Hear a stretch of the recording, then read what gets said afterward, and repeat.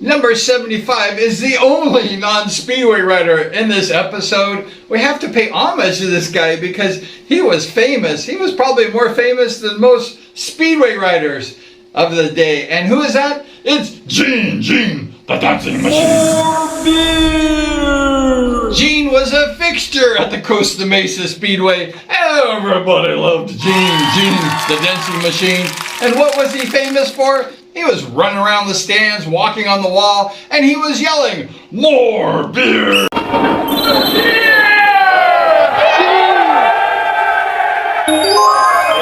Wild times in the 70s at the Costa Mesa Speedway.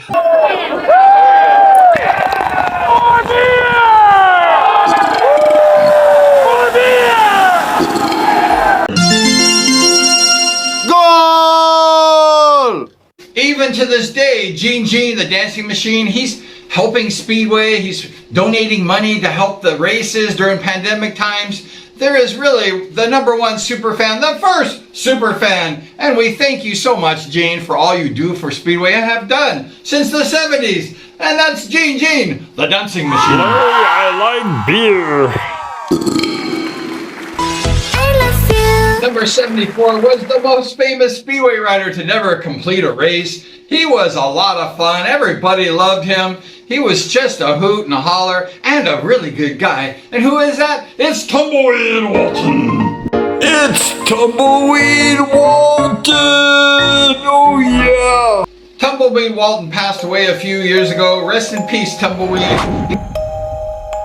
He was a crowd favorite. Everybody loved that guy. When Larry Huffman would announce Tumbleweed would be coming out to race, everybody was standing and they were going to see what was going to happen.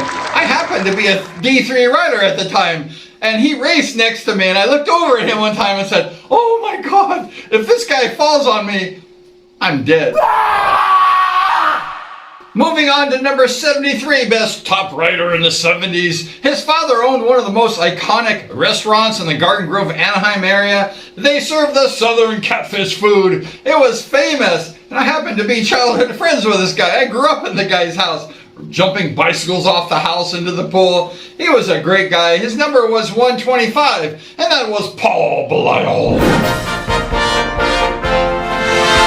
As a little kid, I used to go to those motocross TT races over there at the OCIR Raceway, over there in El Toro.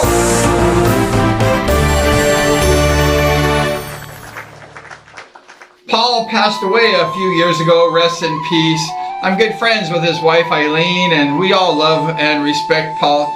Paul was a good guy. He was not competitive like some of us. He was just a sweet individual, having fun, racing Speedway. Paul BELISLE was a really good guy. 2, 1. It's the guy who got me into Speedway, number 125, and that was Paul BELISLE. Paul lived in this mansion back here. His family owned the BELISLE's restaurant. Do you remember that one? It was in Garden Grove in Anaheim.